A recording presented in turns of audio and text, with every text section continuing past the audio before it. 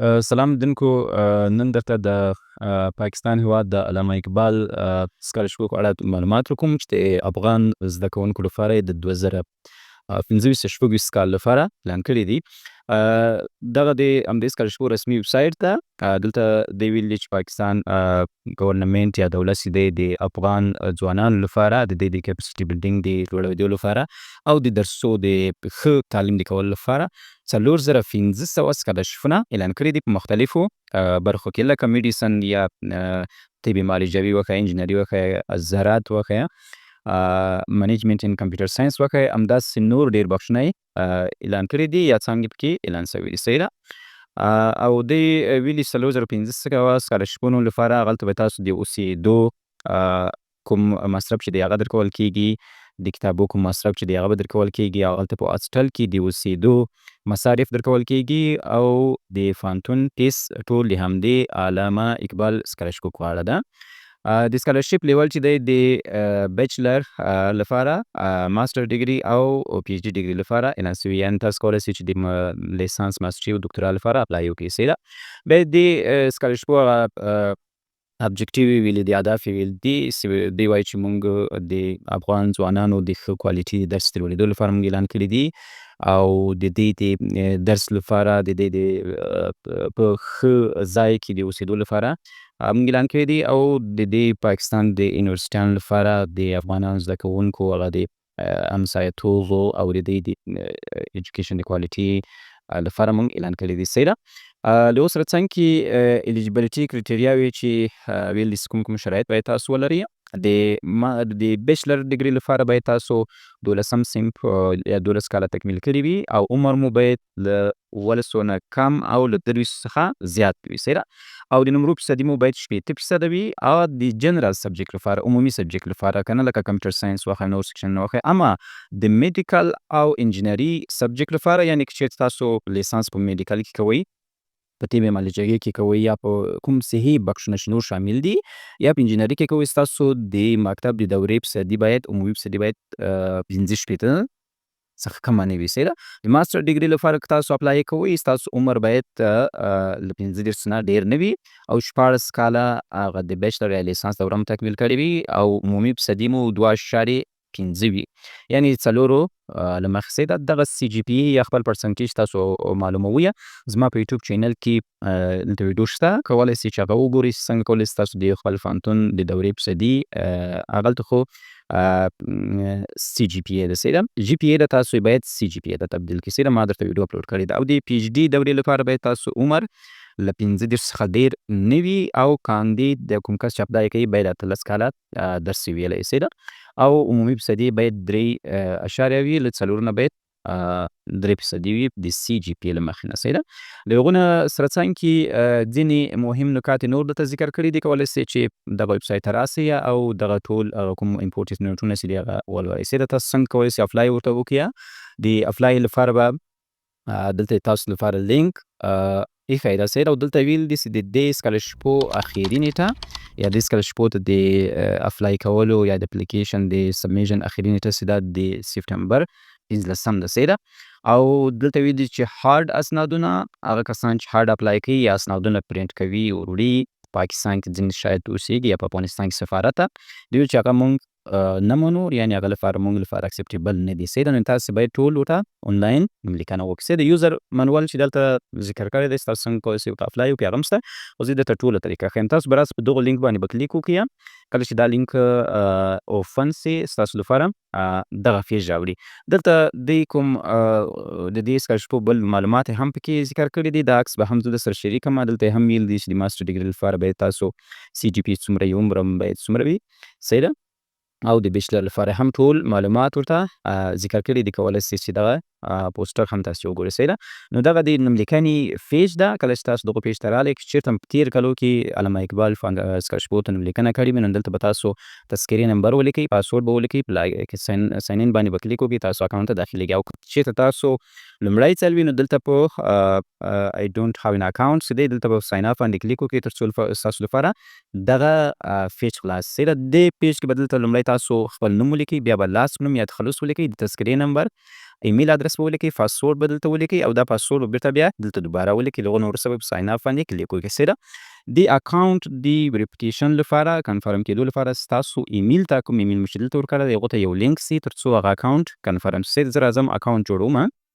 دلته چې کله تاسو د اکاونټ جوړولو لپاره معلومات ورسول نو په ساین اپ باندې به کلیک وکړئ. دلته ستاسو د ایمیل ته وریفیکیشن کوډ درځي نو تاسو ایمیل چک کړئ او هغه کوم کوډ چې درغلی دی هغه دلته انټر کړئ او په وریفای باندې کلیک وکړئ. کله چې تاسو اکاونټ جوړ سو او ویریفای سو ستاسو لپاره دغه پیج راځي. دلته کولی سئ چې دغه په نیکسټ باندې کلیک وکړئ تر څو هغه مرحلې چې دي هغه ټولې تاسو ته وښیي چې معنا په اول مرحله کې شي دویم کې شي. کنه کولی سئ په ډن باندې هم کلیک وکړئ. سیده ستاسو لپاره دغه پیج راځي.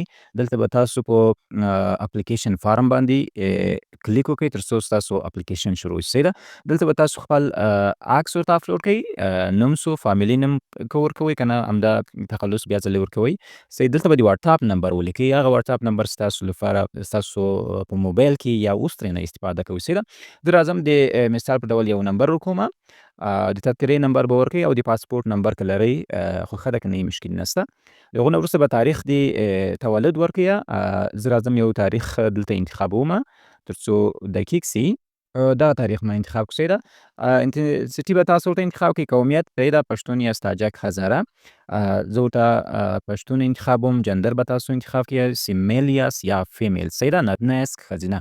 د هغو نه وروسته به د فادر نوم ورته انتخاب کړئ. زه یو نوم انتخابوم. د فادر تذکرې نمبر به تاسو ورته ولیکئ. سیده چې 14 عدده نه کم نه وي او د پلار د پاسپورټ نمبر که چیرته وي یا پلار هم پاسپورټ لري همدلته به د تاسو کرنټ ادرس ولیکئ. سیده تاسو اوس په کوم ولایت کې اوسیږئ او پرمننټ ادرس معنا ستاسو اوسنی ادرس دلته ولیکئ او دلته اصلي ادرس ولیکئ. سیده پرانس به ولیکئ. دلته لیکم چې کابل ورته انتخابوم. سیده کله چې تاسو دلته راسئ تاسو چې ولیکئ چې کابل. سیده کابل به تاسو انتخاب کړئ. د هغو نه وروسته به کرنټ سیټي ورته انتخاب کړئ.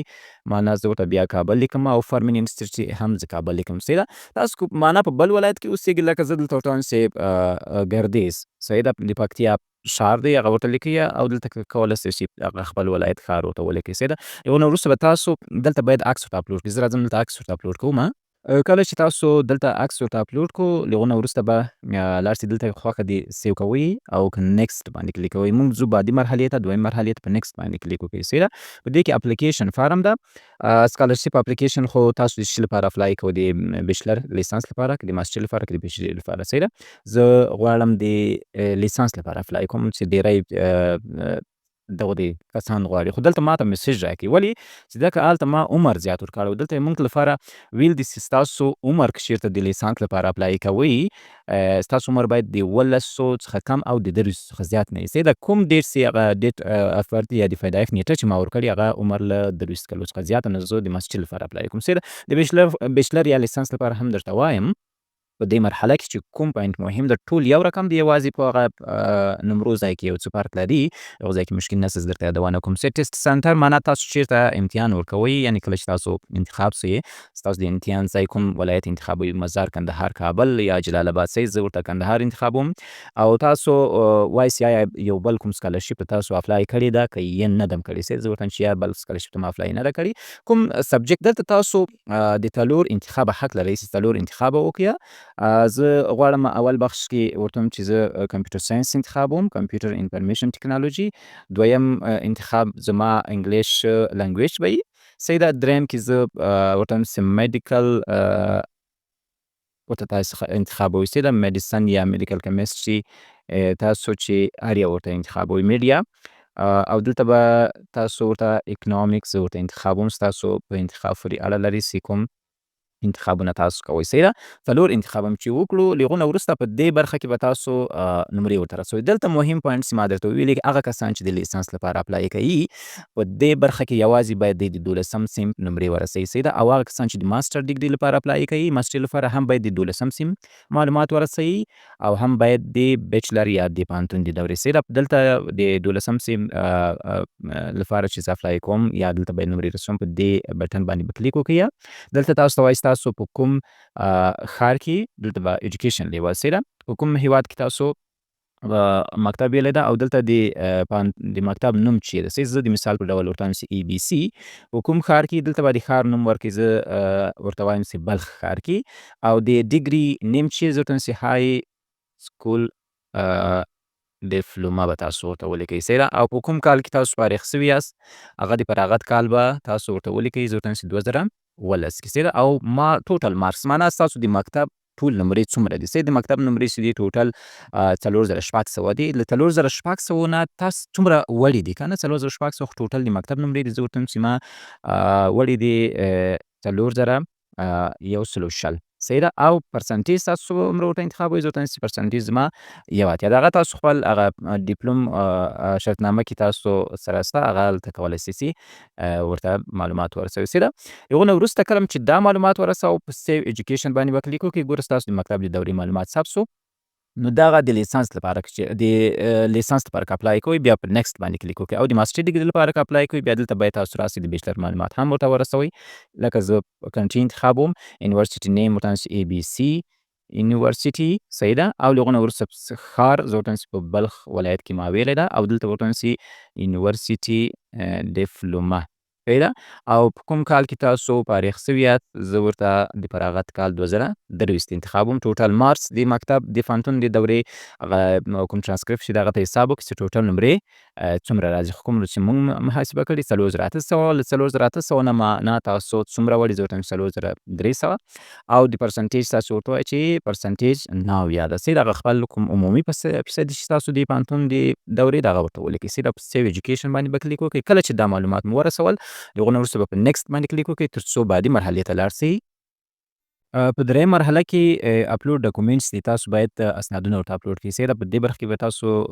تذکره ورته اپلوډ کړئ کله په دې بټن باندې کلیک وکړئ تاسو چې هر چېرته تذکره ایښې ورته اپلوډ کړئ سیده او په دې برخه کې به دلته اول تاسو د 12 صنف شرطنامه ورته اپلوډ کړئ د دویم برخه کې به د پوهنتون ډیپلوم ورته اپلوډ کړئ او په درېیم برخه کې به تاسو د پوهنتون ترانسکریپټ ورته اپلوډ کړئ سیده او که چېرته د لیسانس دورې لپاره اپلای کوئ بیا دلته یوازې تاسو کولی سئ چې شرطنامه ورته اپلوډ کړئ سیده زه راځم دلته تذکره او دا نور اسنادونه ورته اپلوډ کوم کله چې تذکره ورته اپلوډ کړه صحیح ده ستاسو لپاره داسې د نشان علامه راځي یعنې ستاسو فایل اپلوډ سو او دلته موږ کله شرطنامه او د یونیورسټي ډیپلوم او ترانسکریپټ ورته اپلوډ کړو ستاسو لپاره کنفرمیشن درکوي چې ستاسو اسنادونه زموږ سره اپلوډ سو د هغه نه وروسته به په سبمیټ باندې کلیک وکړئ تر څو ستاسو اپلیکیشن سبمیټ سي نو زه راځم په سبمیټ باندې کلیک کوم دلته ماته وایي چې ستاسو اپلیکیشن په کامیابۍ سره سبمیټ سو نو دغه د علامه اقبال سکالرشیپو د اپلای کولو طریقه که بیا هم تاسو کوم ځای کې ستونزه مشکل لرئ ماته کمنټ وکړئ انشاءالله حتما جواب درکوم